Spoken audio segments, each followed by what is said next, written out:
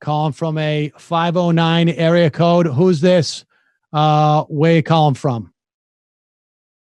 Good afternoon, guys. This is Anthony from San Juan. Anthony from San Juan. Anthony from Welcome San to the program. Juan. What's happening?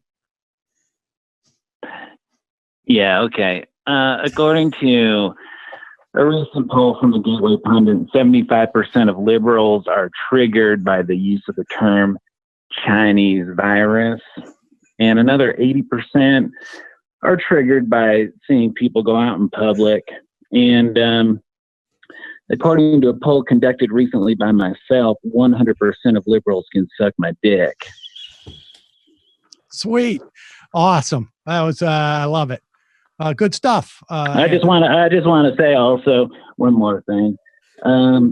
To the extent that there was a problem with the quote unquote corona response, it has been, it falls squarely on the shoulders of Nancy Pelosi, who's a bitch, by the way, but also I know has been kind of a team player, but Mike Pence was put in charge of all this. So I've been kicking around some numbers, and the following replacement VPs would increase Trump's chances of winning in November from anywhere between 5 to 70%. Kanye West, the black man from the music, Dean Cain, Caitlyn Jenner, or as I call him, Bruce, Scott Baio, Pat Sajak, Ben Stein, Meatloaf, Dennis Rodman, Dr. Drew, Vince Vaughn, Dennis Miller, Kevin Sorbo, or I don't know if you saw him the other day. This is my personal pick, Mike Lindell, the My Pillow guy. Yeah, he's great. He's great. We have a clip of He's a very strong leader. We have a great clip of Mike Lindell, I think. Yeah, here he is. Listen to this. I need to finish my list first. Sorry, Dennis Rodman, Dennis Prager, Kirk Cameron, and Candace Cameron.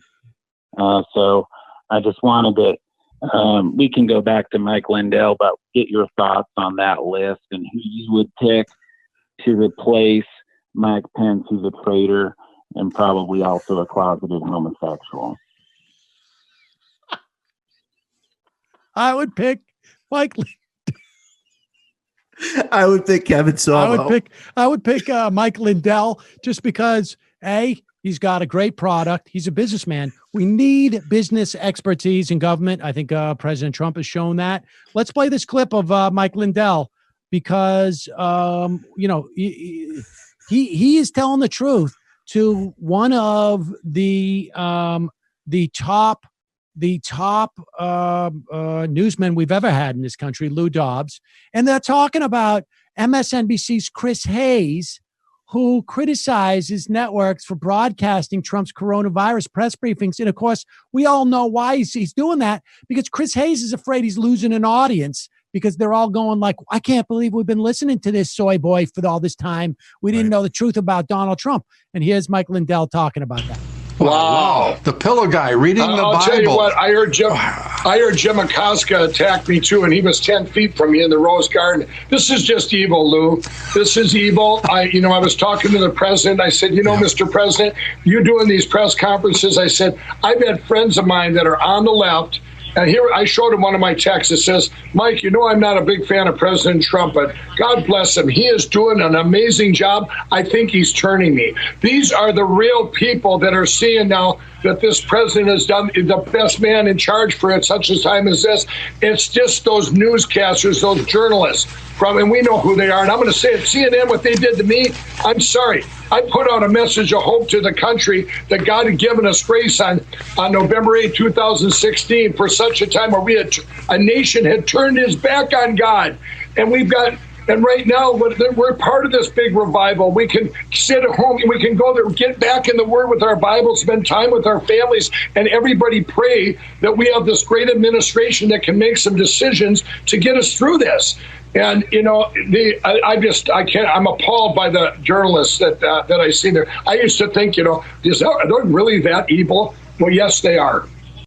Yeah, I got to agree. Exactly, dude. You know, I was reading the Bible last night, as I do every night before I go to bed, and all the things with like the Psalms and the things that people who lived at that time would say is very inspirational.